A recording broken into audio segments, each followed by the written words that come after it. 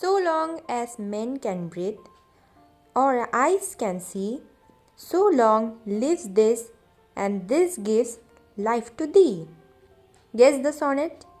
Yes, this sonnet is from Shakespeare's 154 sonnet collection, 18th number sonnet, the famous sonnet, Shall I compare thee to a summer's day?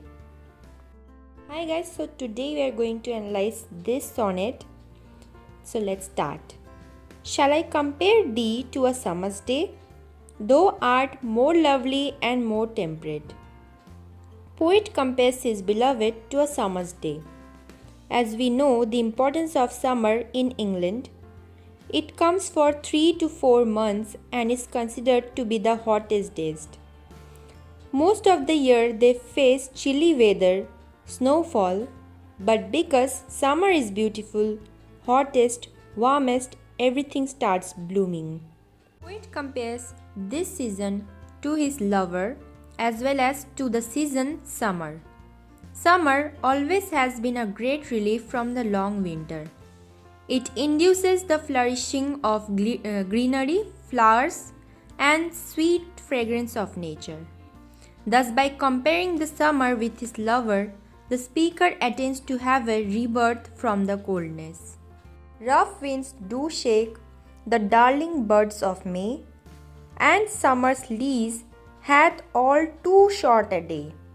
Sometime too hot the eye of heaven shines, and often is his gold complexion dimmed, and every fair from fair sometime declines, by chance or nature's changing course untrimmed. But thy eternal summer shall not fade. Breeze of summer shakes the blooming buds to grow into a flower. Summer has fallen too short to the date. The sun, considered to the eye of heaven, often shines too bright and too dim at times.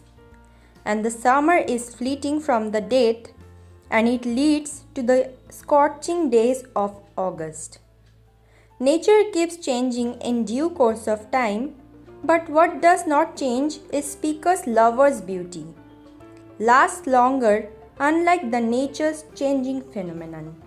Nor lose possession of that fair thou owest, nor shall death brag thou wanderest in his shade, when in eternal lines to time thou growest.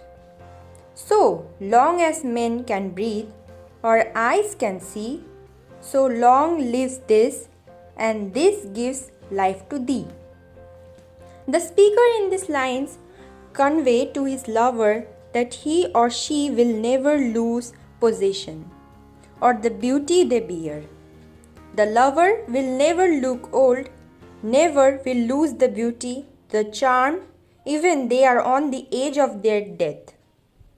Because the speaker has immortalized the beauty of his lover in these lines. As long as humans are breathing and they have eyes, basically as long as humans are living, the lover or the beloved will live through this sonnet. People will continue reading this sonnet and the lover's charm would be visible to the readers.